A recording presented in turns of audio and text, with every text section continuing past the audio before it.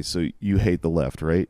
Congratulations. That makes you a leftist because we all fucking hate the left. There's this stupid, like, right-wing, alt-right media account. It's one guy. You know, this guy, he said he was going to dox me. So it's funny. This guy had a Cash App link on his Twitter, and the Cash App link had his real name on it. We found him on Facebook. His fucking Facebook was, half of it was like racist right-wing vitriol, and the other half was him just posting about his hair loss journey. You turn on Fox News or open the New York Post and they'll say radical leftist Joe Biden. They call you a woke scold when they disagree with you. The world getting so bad, in particular the genocide in Gaza. It's a good thing there's like an alt media audience for, you know, the resistance to the genocide in Gaza. Would you ever go on Pod Save America?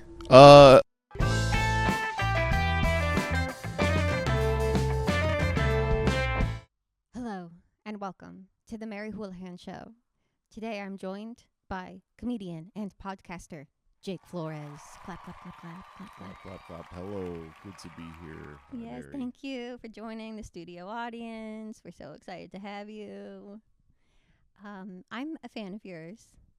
And Likewise. you know who else is a fan of you? Who? My boyfriend. Really? Yep.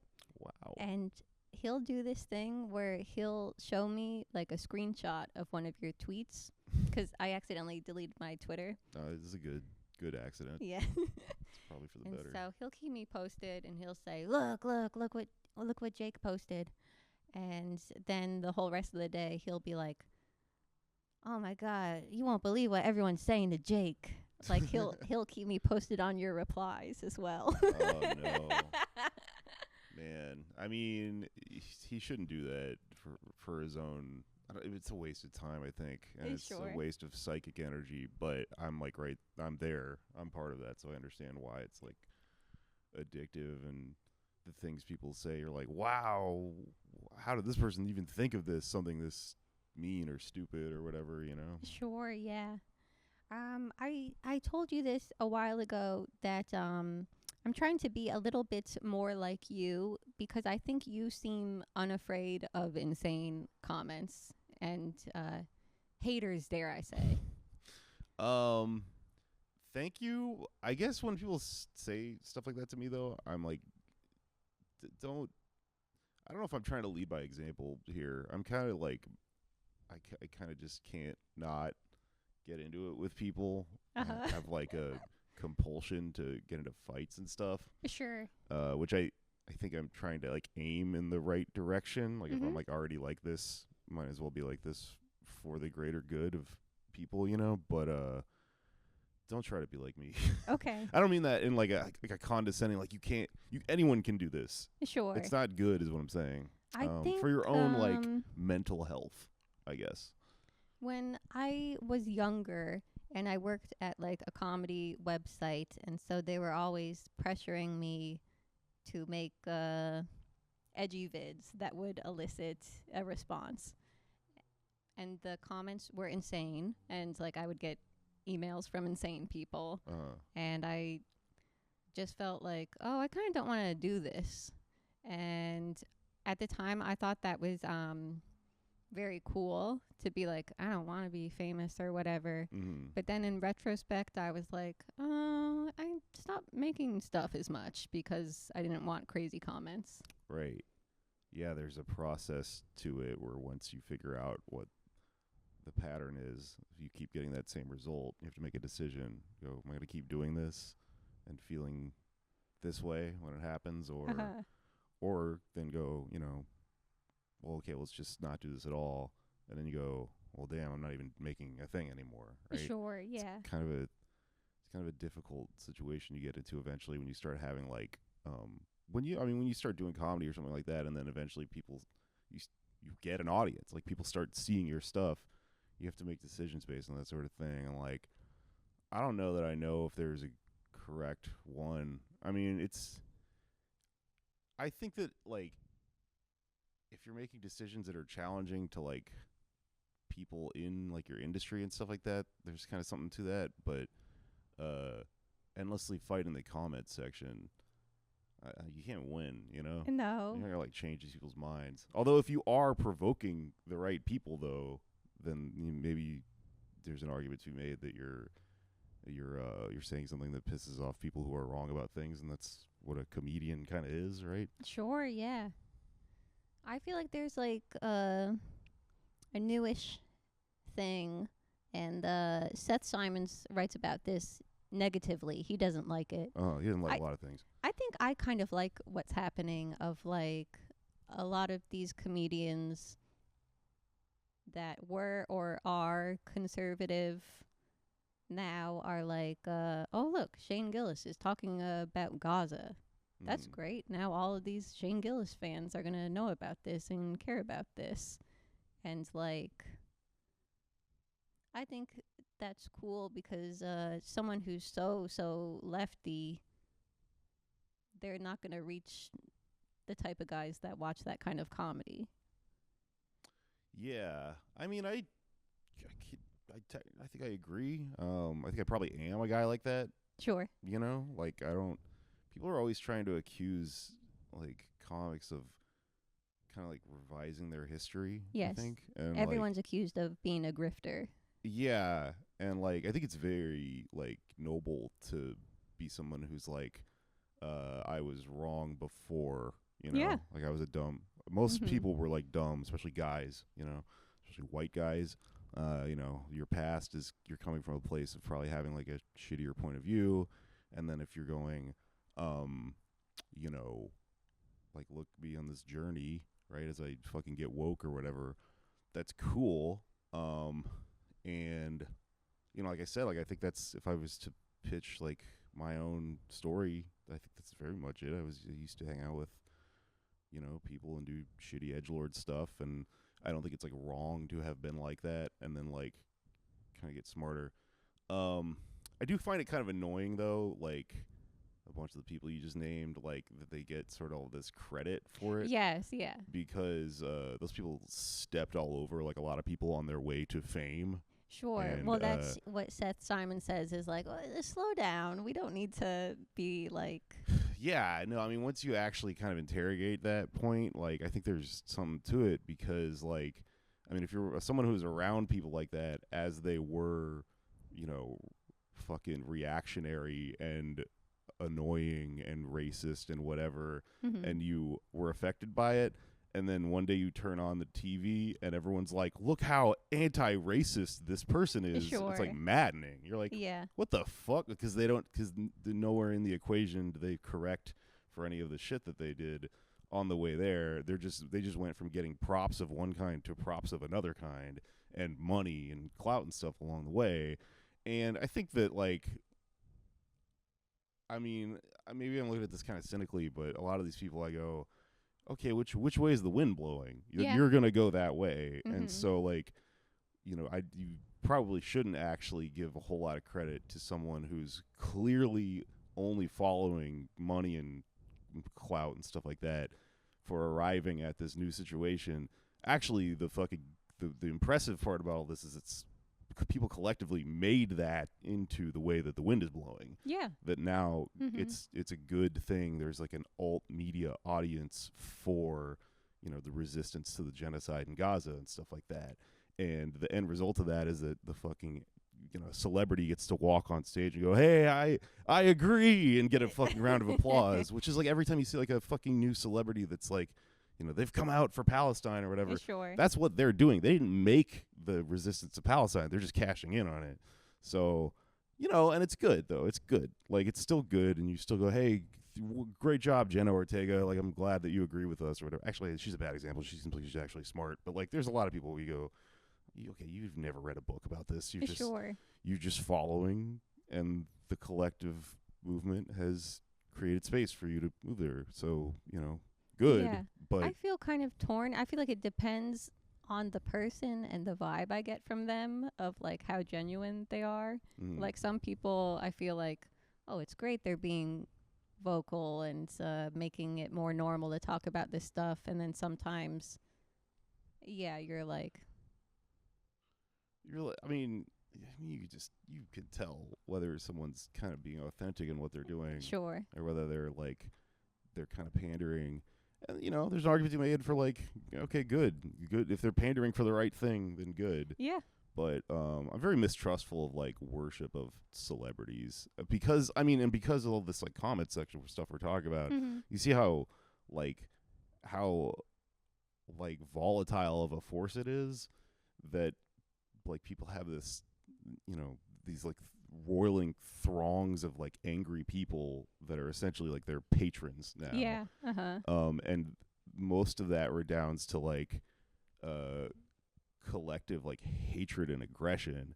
And, you know, and again, this is not really maybe on the comics' fault, like, it's not on them. It's not like, you know, you should quit comedy because that's the way this works.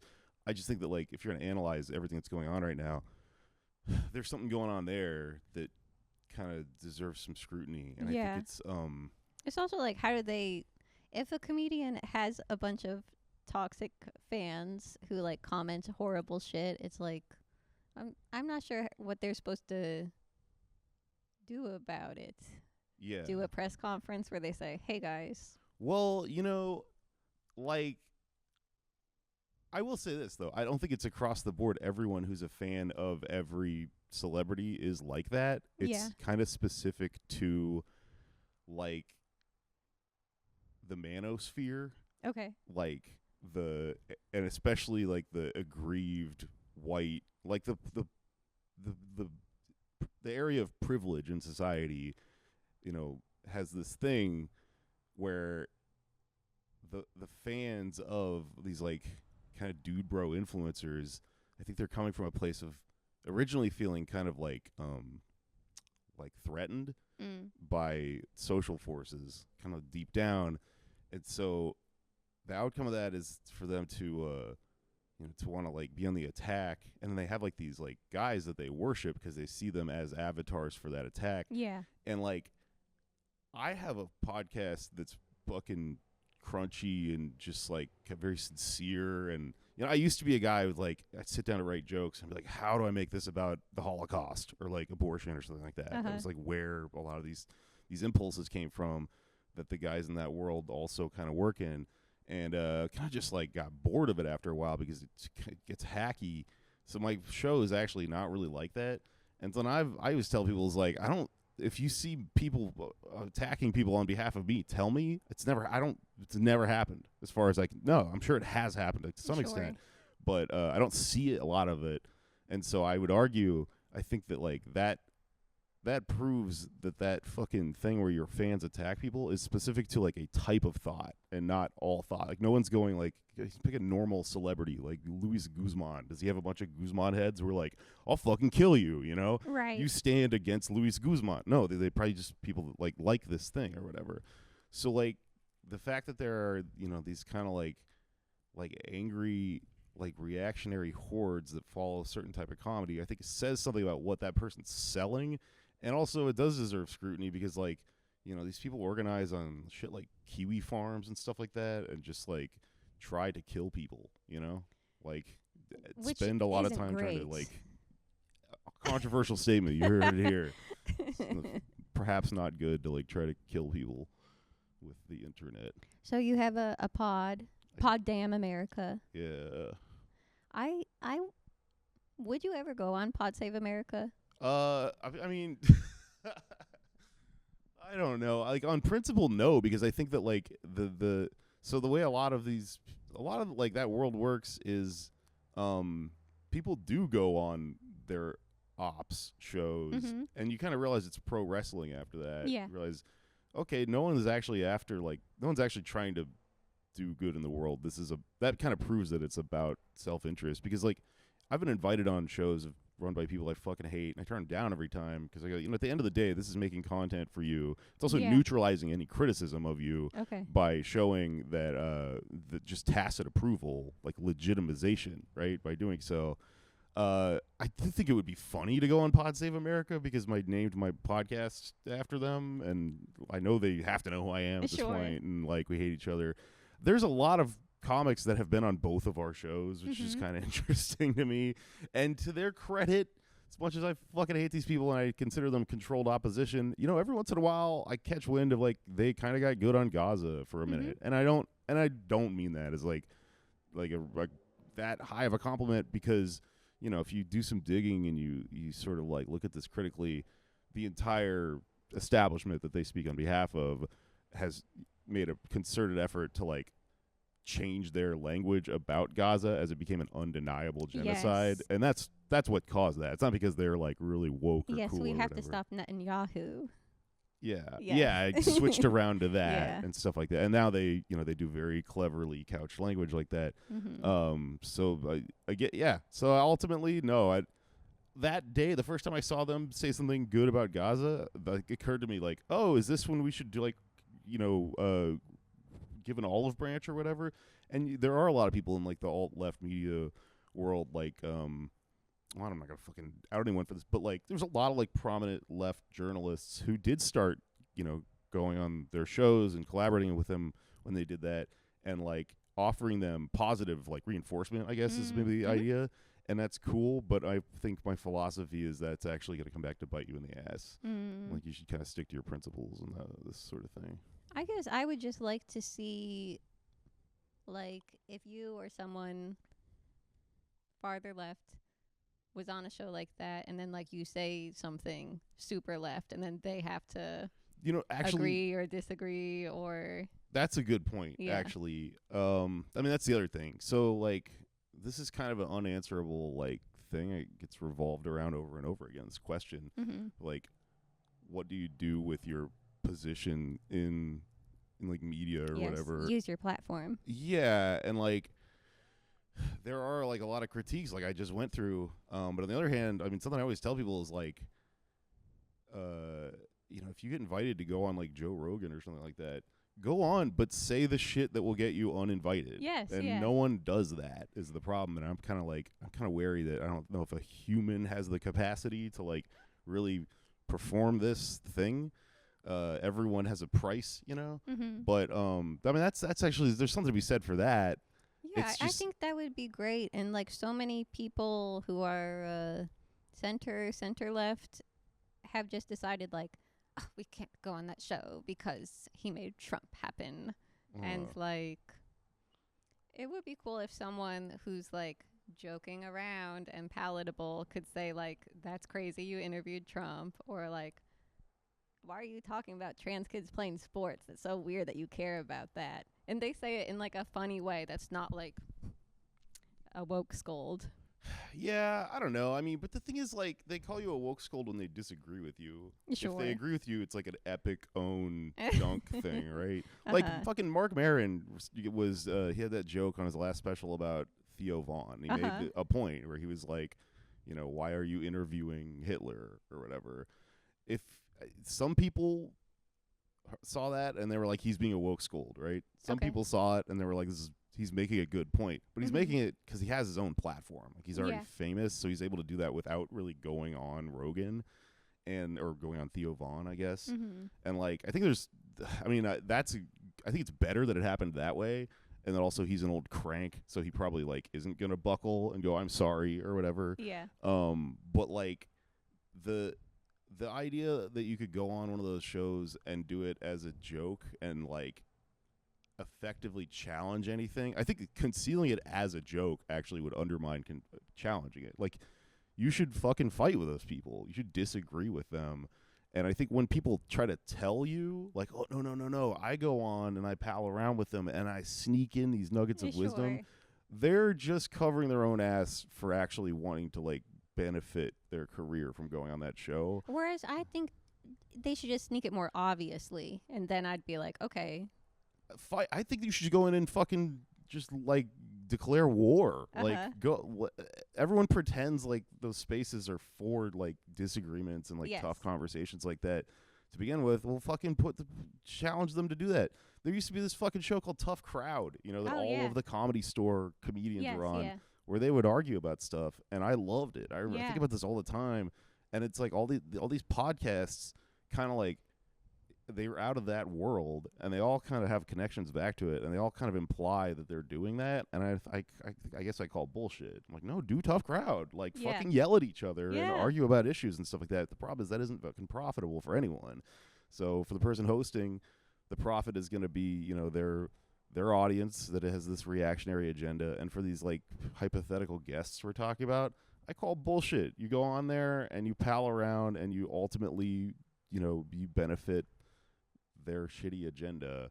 You know, the I'm sugarcoating wisdom thing, I don't think fucking works. I think that because you don't get anywhere without confronting like the argument. You know, you don't. People don't get sugar-coated into like realizing something is a genocide one day, right? They have to kind of see it like all at once and challenge the idea. Yeah. You don't sugarcoat someone into becoming a communist. Like, that's a dirty word. They're not going to wake up one day and go, well, these good ideas, you know, you have to have an argument, you know? Yeah. I think people should do it, because then people go on like super liberal things, like center things, where like the host of the show is a Zionist, but they're like, this person's a Democrat, so I'll go on this show, but I won't go on the conservative show. And I feel like effectively it's the same, and you're laundering the liberal Democrats' reputation. Right. Yeah. I mean, the only difference, you know, between like working within like the actual establishment like that and like the alt media is that, I guess. But I don't know if that. And those people, I feel like if they go on like, I'll probably cut it. If they go on Andy Cohen, they should be saying like left wing stuff. They should be saying like, hey Andy, when's the last time you had a Muslim comic here? Right. They should be saying stuff like that instead of just like smiling and being like, you're awesome. Yeah. Yeah. Yeah. I don't know. I think there's something to that. But yeah, I think what I said is probably true like to both Pod of those. Save America. You should go on and just be like, I hate your show. And then Yeah. Honestly, I would do that if anyone's watching. Hi, I'll come on the show and I'll say I hate them, and you know. And if not, Jay, come on, James Adomian. You guys get someone like that and have James Adomian talk shit about Azerbaijan, and then the crooked hosts have to say what they think. He can get away with it because he does it as, you know, like, what's his face? Ideology. Elon, sure. Okay. Why can't I think of the name of my favorite guy? Yeah, you love him. On my show. Slavoj Žižek. That's my favorite Adomian impression. Yes, yeah. Do it as Žižek, in my opinion. They won't know who that is. Will they? I don't know. They'll have heard of him. I think they'll pretend to have heard of him. They seem like they desperately want to be like internet cool. Yes, yeah. So they will have heard of him. Enough time has passed. Something is funny on the internet. A few years later, Pod Save America will be like doing the joke of she's a 10, but right from like 4 years ago. Right. So what's this? You're trying to dox ICE agents, and then they're trying to dox you in response. What's that? Sort of. Well, they should be identified because they wear masks and they don't have any ID on them. Yeah, I mean, they work for the federal government. And they're evil, but baseline, you should have ID on you if you're like an officer, I think. Yeah. I mean, they work for the federal government. It should be public information. Yes. They are what they're doing. And on some level, it technically is, although they're just... I mean, this is what's so scary about this, I think, is like they're just not doing it, right? Yeah. Or it could just be like random guys dressed as them who don't even have no way of knowing. Yeah, exactly. So over the summer when ICE raids were on an uptick here, I'm going to be careful to like phrase that a certain way because I don't want to like imply that they're over. They're kind of happening again now, and everyone should look into it because I think stories get buried as the news is it's fucking crazy. And sometimes like I feel like if news is too depressing, people get tired and like don't want to read it, and people stop reporting on it as much. Especially if it's the same thing. Yes. You just sort of accept it as like, Yeah. I guess it's part of like the reality now. is that Right, there's yeah. like these ice raids all the time. And then, like, yeah, I guess that's our job to try to, like, say it in a funny way so people don't forget. But it's hard. It's so hard to make stuff like that funny. I know. I feel you. The impulse as a comic to like go, can I help with what I do here? Is like, as the world gets more and more fucked up, it kind of becomes a more absurd question. But like, so part of the organized resistance to ICE this last summer was very effective. I think it was very impressive that it was like an organically sort of created tactic.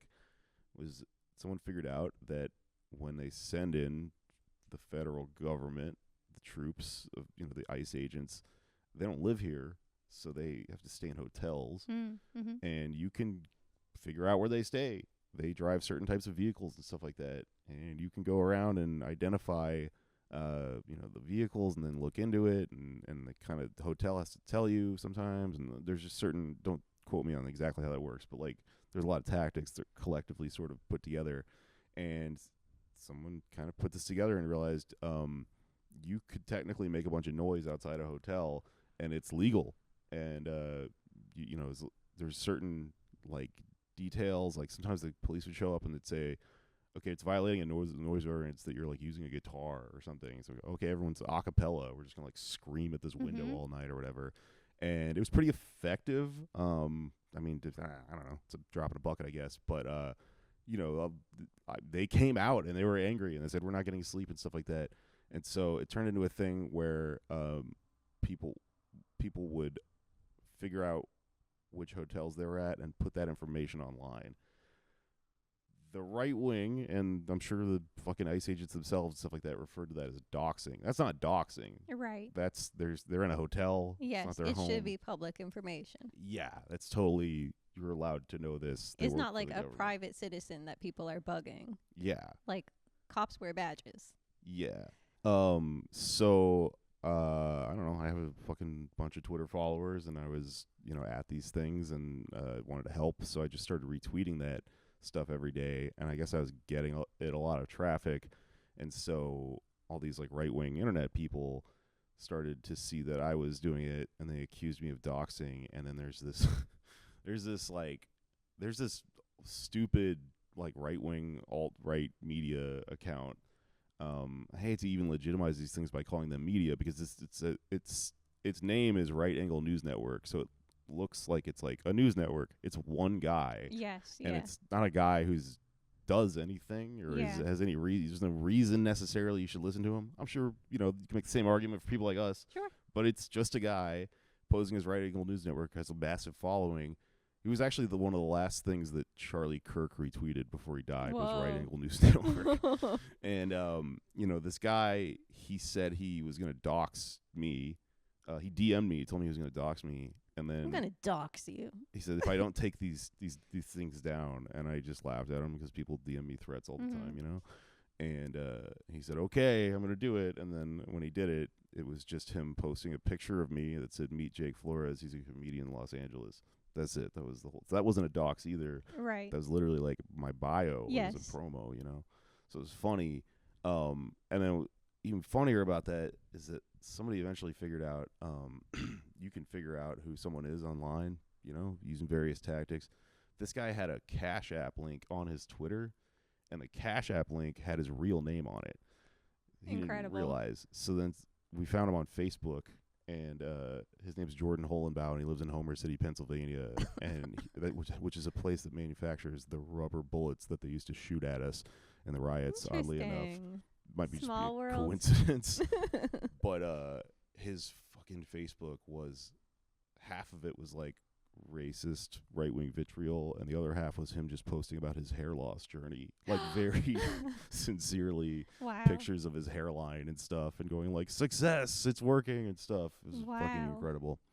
Jordan Holenbaugh. You're telling me that guy's miserable? Yeah. No way. That's my assessment. Who knows? Maybe he's happier than us. Wow. Well, we got to get hair transplants for people so they don't go insane and become right-wing lunatics. Apparently. Yeah. Yeah. Did you see the Adam Friedland's interview of Richie Torres? Kind of could not see it Uh-huh. because it was such an event online. It was Sure. everywhere, but I really fucking hate all of those people, Sure. so I try not to watch any of their stuff. Well, it was funny 'cause I never listened to Cum Town back in the day because I just heard that they were whatever, and I think also I was resentful of how much money they were making. I was like, I want to make money. And but then after that interview, I went back and listened to some. It is very funny to hear you mentioned more just like me and Jake back in the day. Yeah, when he first started doing that show, he was just like a weird guy I knew. Sure. We were friends when we were young, but you know, you have a lot of friends when you do comedy, and like his show wasn't like a phenomenon Sure. the way it became. Uh-huh. So every once in a while I would listen because I was just like, oh, my friend Nick, the fucking weird alt-right Nazi guy I know that is like a weird, you know, nihilist. Sure. He made a thing and he's gonna do all the edgiest jokes or whatever. And a lot of it was just him talking about like me. It was very like it was like what's the word? It was just kind of jarring, but it was fun. I didn't give a shit, you know. That was just like a lot of the content we were all churning out at that point was talking about our lives, and I'm in a lot of that stuff. I guess what I'm trying to describe is I wasn't listening, and then I turned on one day, and it was just like about me, and I was like, oh, okay, like it was a little jarring to realize that's like kind of, but I, you know, so after that though, I started listening because I was like, okay, well, where is this going? And it's weird because we're like not friends anymore. Sure, yes. So now I'm kind of like, you kind of built a lot of your thing on talking about me and didn't pay me, you know. There's technically not a way to like invoke a royalty for that, but like, god damn, I mean, the way we just consume each other, you know, for content, it's not, I don't know, it's kind of depressing. I think since they're now becoming or marketing themselves as public intellectual good guys, I think you should also rebrand as something. Oh, I was already kind of like that, but also like I don't brand. Like I think that's that's like a cynical thing to do. I think they are branding themselves as public intellectual like leftists now, and that's like annoying because it's a brand. It's just following the fucking money, you know.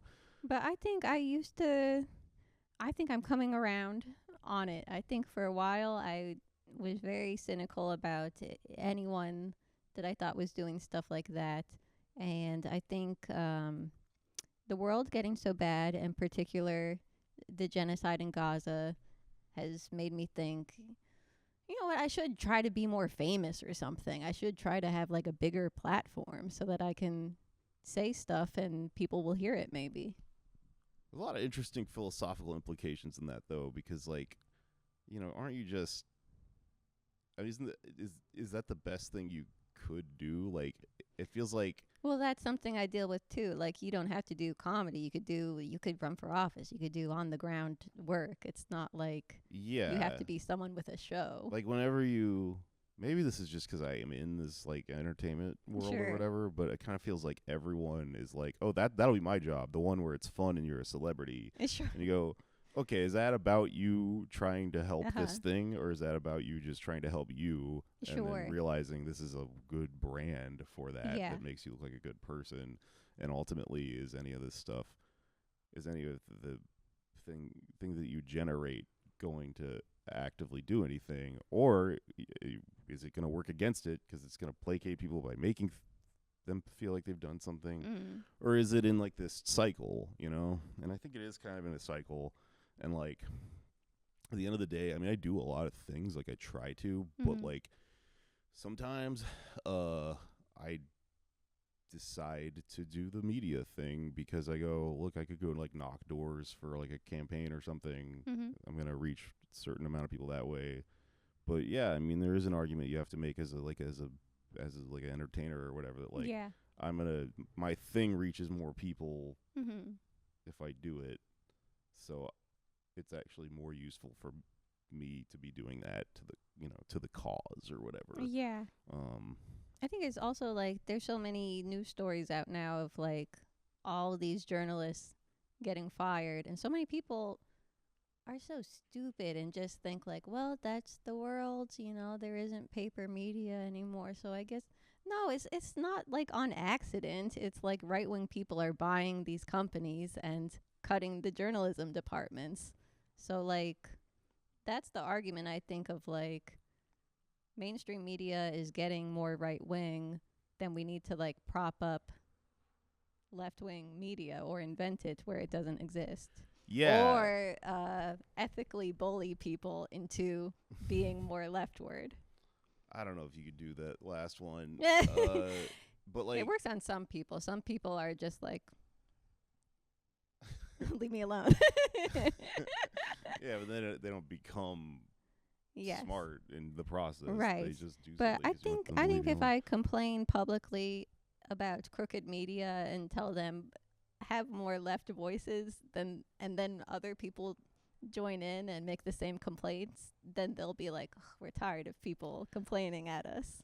I mean, there are every once in a while. There's like somebody who's a good like disruptive person Mhm. on crooked media, and I just feel like but you have to stay constantly vigilant about the fact that they will edit that person down and Of cut it up. course. Like, I think everybody should probably read Manufacturing Consent by Noam Mhm. Chomsky to understand like what's going on here, because like that book sort of breaks down how this is, There's like safe dissenting voices that aren't that dissenting. yeah, Yeah. and how like it's it is like the right wing people are buying up media and they have an agenda, but it's also that's not even a good way to put it ultimately, because that kind of makes the argument that it's just the fault of these individual actors. Sure. It's a big systemic filter Yes. on everything, and that systemic filter is an output of capitalism itself. Yes. Which is why, like, ultimately, at the end of the day, this always comes down to like you should be an anti-capitalist, because if you reform that force at the bottom, or rather end it, I mean, then it changes the outcomes of us having all this like right-wing influence in media and censorship and stuff like that.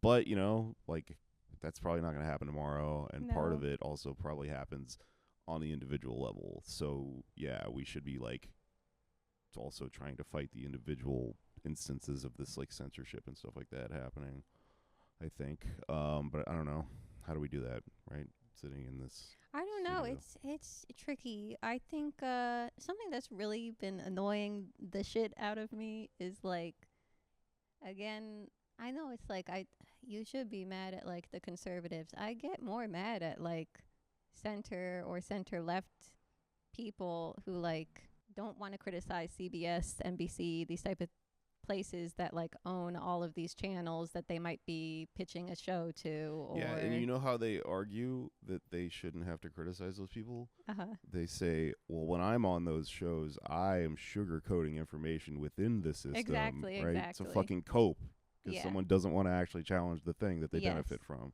And like I do think they can do that, but they need to do it louder, and they won't do it louder unless people complain that they're not doing it enough, I think. Big cycle, right? Yes. Because like But then even me as a complainer, I have to be palatable as a complainer so that they're not just like, oh, she's like a weirdo. I think it's also like collectivity, right? Yes. It's not just that's true to some extent, because if you're fucking annoying and crazy, then like it's easier for them to like go, okay, like get rid of Yes. this person. Yeah. But like, I mean, with like the celebrities against Palestine thing I was talking about, right? Mm-hmm. At the beginning, wherever you want to put the beginning, right? Because Sure. this thing's been going on for Yes, fucking yeah. 100 years. But like, let's The tide argue. turning Let's in go recent back years. to October 7th, Yeah. a couple years ago or whatever. That week, if you were a celebrity who spoke out against Israel, if you're the one celebrity, then everyone fucking like moves against you. It's easy for them to go, well, this person's crazy, and fire them. Yes. And what Yeah. happened is the more and more and more people joined in, it became safe for people to join in the dissent. And that's maybe arguably the only way to like overturn some of these things is collective action like that. Or I mean, that's not even like collective, like organized action. It's just a collective sort of It's like multiple people moving. yeah. Yeah, and that's why I think like media is good, because it does kind of foment that, you know. I mean, in the last like 10 years or so, there are things that were completely taboo, like socialism itself. That, you know, part of it I think is alt media came about because like the internet, and that created that phenomenon. I mean, I feel like I watched it in real time. I'm from fucking Texas, you know. Where if you said you were, everyone down there like 10 years ago that thought they were like a leftist was like, I vote for Democrats, or whatever, you know. If you said you were a socialist, it was like you said you were a fucking Nazi or something. And over the last 10 years now, like if I have friends down there who are, you know, I watched everyone go, wait, you can say this, and then you're not going to be you know, exiled or whatever, or like made into a non whatever for saying it. So that's good. That's alt media. And one of my based takes is like I try not to use the words like liberal, leftist, progressive, socialist, anarchist to describe myself, because I think certain people, they do just hear it and go like, that's crazy. Or also like you turn on Fox News or open the New York Post and they'll say radical leftist Joe Biden. So it's like people don't know what these words mean. Like people who are very online know what these words mean, but the average person, like leftists and centrists, mean the same thing to them.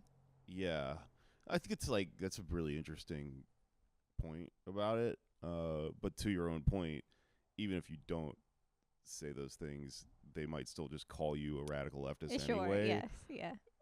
But I guess the argument here would be like, you know, sometimes you can go to like right-wing people in America and say a bunch of leftist shit at them.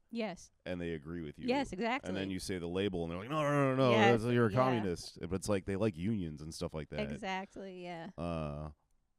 But I get away from this idea of tricking people. Everyone is always like trying to like resolve the entire conflict in here by tricking these people, and it's like, I get why it feels like the thing to do. Well, it's not tricking. It's just language. If these people have been told forever that leftists and liberals are annoying, they're not going to buy into anything that's labeled like that. Okay, but then like, what is the thing that they do after that? How do you get these people to do the right thing without confronting like the fact that they're like, oh shit, I am a communist, you know? Like I don't think, I mean, that sort of like thinking, I think, was really in the air during like Bernie Sanders, because it was like, oh, he's like an independent, like I don't have to feel like I'm choosing the Democrats when I do this, but that's voting, and like he lost, although Zohran just won, which kind of is the same idea. Although he ran as a Democrat. The thing where you can get around actually confronting like that you are making an argument that someone should be on the left, I think it only made sense during Bernie Sanders, because Bernie Sanders was like a gambit. It was like, oh, we're going to cheat and jump ahead 10 steps if this guy becomes the president. Now we're in the long, hard slog of actually trying to build a more equitable world. In order to do so, running people like him at lower levels. Multiple people. Not just elections, though. I mean, just like trying to like build consciousness among people, and also organize stuff like unions that's not electoral politics. That's something else, right?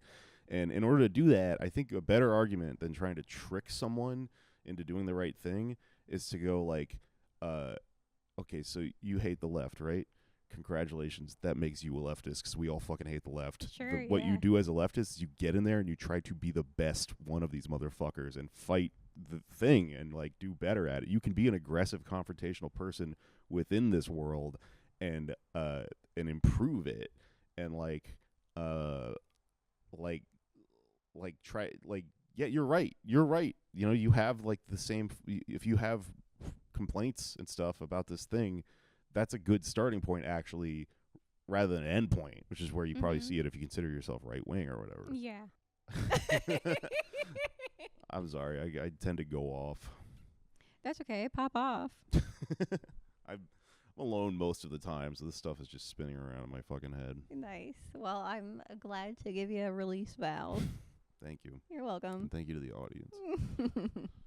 Like during COVID times, I moved to like a rural town in New Jersey, and I feel like when I was there, I was always speaking in code when I would talk to people, whereas like in Brooklyn, I would talk more freely about politics or something. Whereas like there, when I was like talking to neighbors, and they would say like everything sucks, and then I'd be like, I know, the millionaires or the billionaires, blah blah blah blah blah, and they'd be like, yep, that's right, and then I wouldn't have to say, congrats, you are a leftist. Here's some literature for you. Like it's just like having conversations like that all the time with people plants seeds for them. Or like I would imagine like in Texas, like you were saying, similar thing. Like the people there, you just communicate totally differently than like in LA where you think everyone is super online or paying dues to DSA or whatever. Yeah. I kind of think like part of what you're describing though is just like it's hard to reconcile feeling, which is that no matter how hard you or I work at this shit, you're just like one brick in the whole thing. But like that's having that fine. conversation with someone is just pushing the thing like a little bit, you know? Perfect. So if more people know that that's what they're supposed to do, because a lot of people, I think, just think they're supposed to go online and say Trump sucks, which doesn't do anything or change anyone's mind. Yeah. So if I could trick those people into talking to their neighbors, then mission accomplished. Everyone's always trying to trick these people, man. I don't think it could be done. Though, if someone thinks Trump sucks, that's you know what that is? It's a starting point. Yeah. They're on step one. It's not wrong. It's just they're going to say a bunch of dumb shit afterwards because they're going to be starting at the right thing and then drawing a bunch of wrong conclusions. And I think we just have to figure out a way to like, I don't know, to solve that problem. Sure. That sounds like a huge insurmountable thing. It is, you know, but like, okay, look at like Zohran Mamdani, right? Okay. Just won the fucking mayorship in New York and ran on some pretty staunch socialist issues, right? Did everyone that voted for that guy, are they all like smart? Are they all socialists? No, it doesn't matter. Quote Lenin? Well, no, it does matter. But Okay. the thing is, like, building socialism, I think, isn't like try to turn everyone into a socialist so they'll vote for Zohran Mamdani, and it's not like the other way around either. What it is those people fucking they started somewhere, they saw their interests in what this guy was saying, he goes and he wins, and if he can deliver, then those people go to step 2 and then to step 3. They keep paying attention and they keep going, oh, this is why the rent was what it was, and this is why like the MTA functions the way it was, and like in the process of continuing to like get those people to keep those people's attention, I think that's how it like grows. So that's like elections are good because they can potentially play into that. But I think like, you know, you're talking about trying to build like a collective consciousness with people. It's a really difficult task. And well, like, I'm not talking about like raising the consciousness of a whole society, but like if you could get just a bunch of regular schmegular people to be like, oh, I would love healthcare and I'll vote for anyone who promises me free healthcare. well, I don't really care if they call themselves a Republican at the end of the day, if they'll vote for someone that promises that. yeah, see, I do think that the ultimate goal is consciousness, because the thing is, if you get that, you know, even if like Bernie Sanders had won and like we got like this universal health care and we have like a bunch of people like you're describing who like don't really know what's going on, but they're like, oh, this benefits me, right? Sure, yeah. Well, I mean, really, then you have to look at the bigger picture and go, how does a social democracy in like the Western world work? Well, if you haven't overthrown capitalism itself, we still have a capitalist society, but we use our taxes to sort of like build these like nice like features for our society. All that wealth is still going to be extracted from the third world. Sure. And yes. Yeah. that's what fuels these like nice posh, like the term for this is labor aristocracy, right? You build like you have a bunch of people, we're still working class in America, but we have healthcare and like we have like free transit and stuff like that. Sure. That's not actually the end goal. I think it's the one that's right in front of us, but if you think of it that way and you're like, we achieved it, that's the end goal.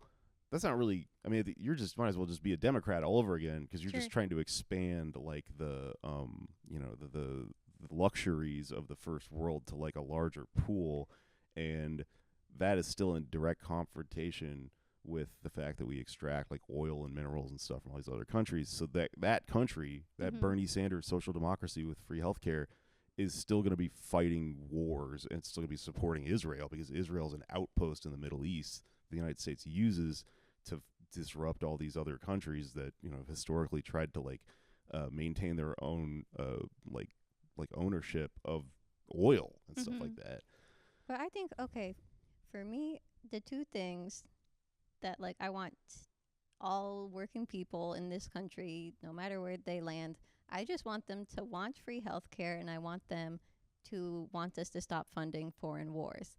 And if you get everyone to say, yes, we don't want to fund foreign wars, then we won't need to extract minerals. I disagree. If you get everyone to say I don't want foreign wars, you get what we have right now. Most people, if you ask them, they do not support wars, but the wars are happening anyway, and they don't really need our consent to fight them.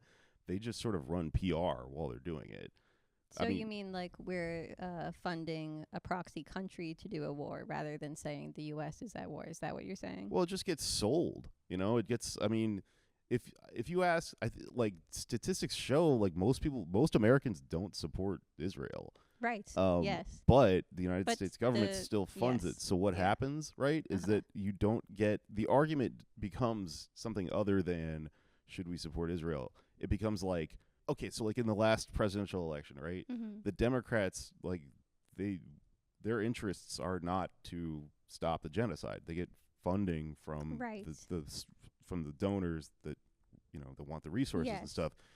So they couldn't come out and say you should support this genocide. They turned it into like this nihilistic thing where they're like, listen, we all know it's wrong, but you have to support us because we're working toward eventually solving this. But that's stupid. We'll get money out of politics. We'll just run more people that only take donations from people, and it won't happen overnight or in 5 years or 10 years even. But the more people like that are in office, then we don't have to go to wars. I mean, like, this is a huge country that has oil in it. Like, what do we really need? I guess, like, I don't know. I don't think that's true. What do we need? Because, I mean, it's not just oil. It's not just the resource itself. It's capitalism is the thing that needs to continuously expand. Any capitalist enterprise, and there's never enough oil, and it's not even about the oil. It's about expanding the enterprise. So these huge multinational energy corporations that actually run the world more so than the government, that's why they're not going to, like, kowtow to we can elect a bunch of Zohrans or whatever. I mean, maybe you elect every politician in the country, basically. They're still, functionally, this stuff is all still linked together. There's no, you're not going to stop that force just by, also, just to get back to what we were saying before, just changing the opinions of, like, voters and stuff. Those people in those multinational corporations, they have their interests, and they fucking tell their interests to the government, which works for them, right? And then the government has a PR department. The State Department sells this stuff to us, and it gets sold in a way. One of my favorite quotes about this, right? I was rewatching Mad Men recently. Peggy Olson, great character, right? She goes on a date with this guy. She's become an advertiser, like a copy editor or whatever. And she's talking about her job. And he's like, whatever. You sell ads, Yeah. He goes like, those are ads. Come on, like those don't work. And she goes, they work the best when you think they don't work. Oh. Right. So what you just said, like that's stupid, right? The one I was telling you about the Democrats, like they said, oh, you have to vote for us because we're working on it. We're gonna eventually. Yeah. That sounds like it's stupid, right? Yes. That's why it works so well. Is because most people that supported them didn't support them like outright intentionally. They supported them. They would make that argument like, look, it's not fun, it's not sexy, it's not like gonna solve everything all at once, but you have to support these people because they're working on it. That's PR. That's advertising. But it didn't work. They people elected Trump because they were pissed off. Yeah, well, they also have PR. They both work for the same companies. The Democrats' PR didn't work. So if people keep it threatening to not vote for them, they'll have to. But the Trump got elected, and he's even worse. Yeah, but I'm not concerned with their side, I guess. It's all the same side. Yeah. They all work for the same companies. Sure. There's a saying about this. You know how like China is like this weird mixed fusion government. They're like sort of socialist, but they have industry markets and stuff like that. People say China has two systems, one party. America, two parties, one system. Right. So it's like weird. We're like a funhouse mirror image of each other. Yes. Right. But like everything I'm saying about the Democrats also applies to the Republicans. They are also trying to sell you the PR for these companies that they work for. They just have a different PR package because they have to be in opposition to the Democrats. So, the Democrats thing is like, oh, we really want to end the war, the Israel thing or whatever. You have to vote for us so we can work on it down the line. They don't intend to ever end it. Yeah, Republicans but it doesn't work are for like, them. They don't get vote elected. for us if you disagree with that. Sure. We're just gonna kill everyone in Gaza or whatever. Sure. Both of those things have the same goal, Mm-hmm. right? They're just like carved out in opposition to each other to create the illusion of choice. Mm-hmm. Right? We're like, that's the actual thing that we're trapped in, is the illusion, right? I'm gonna have to edit this so hard to make it funny.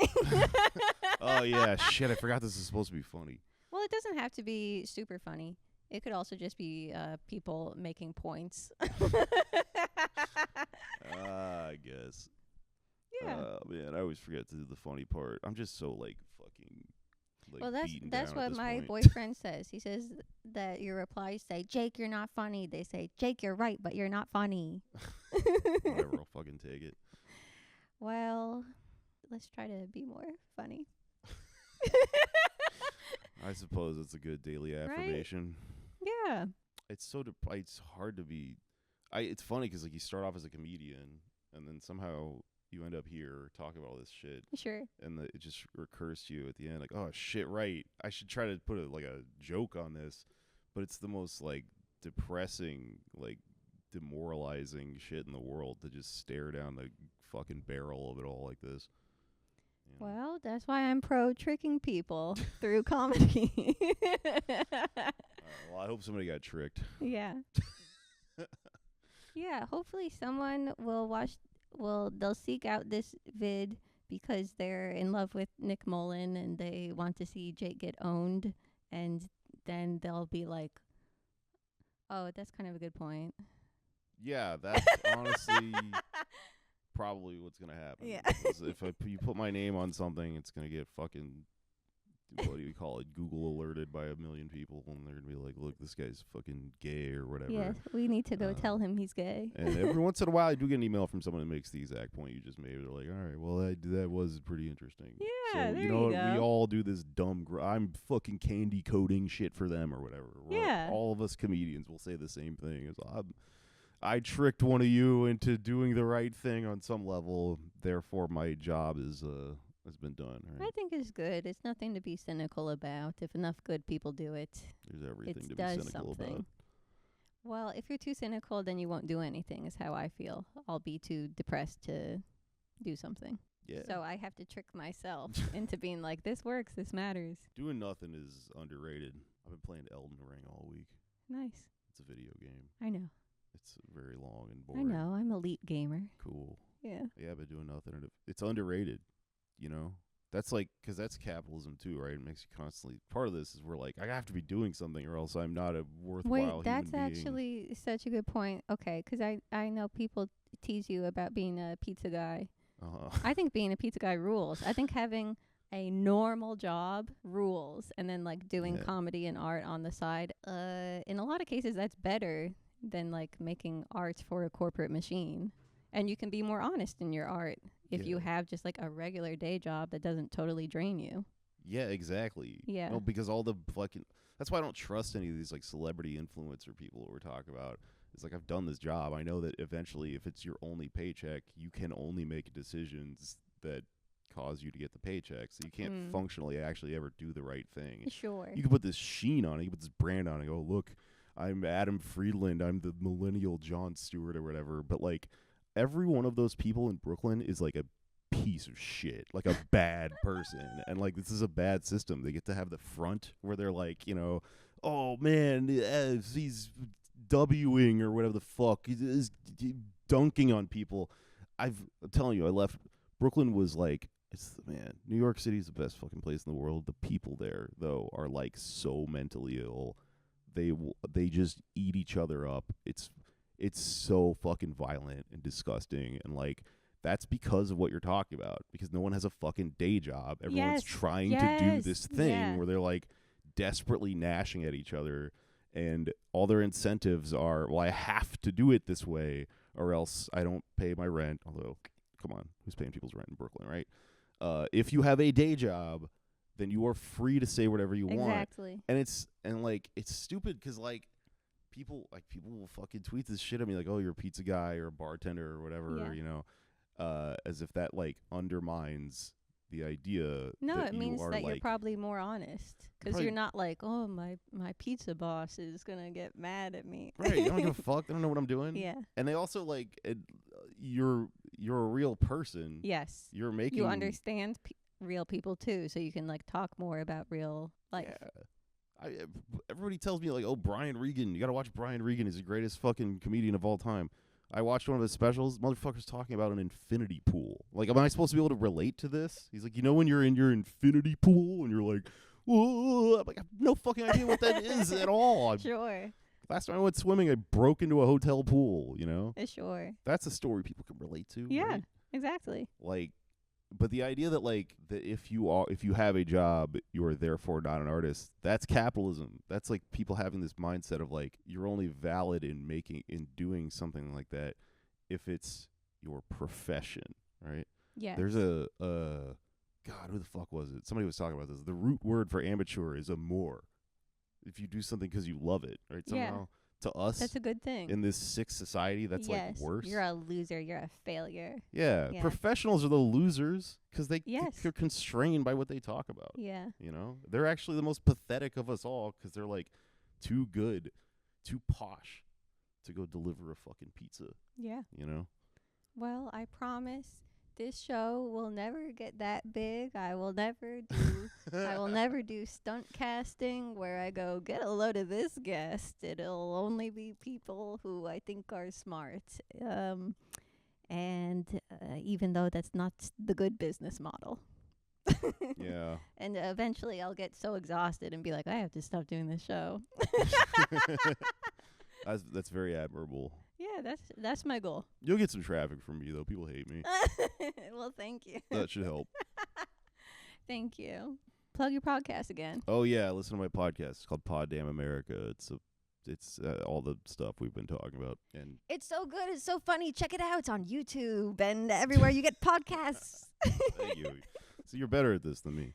I'm the worst comedian. I get time to do plugs, and I'm like, no one should be doing this. I don't know. It's not that. I'm like, this is wrong. I'm a pizza guy. That's my plug. Nice. Well, order pizza, babe. Yeah, order a pizza. Bye. Turn it on!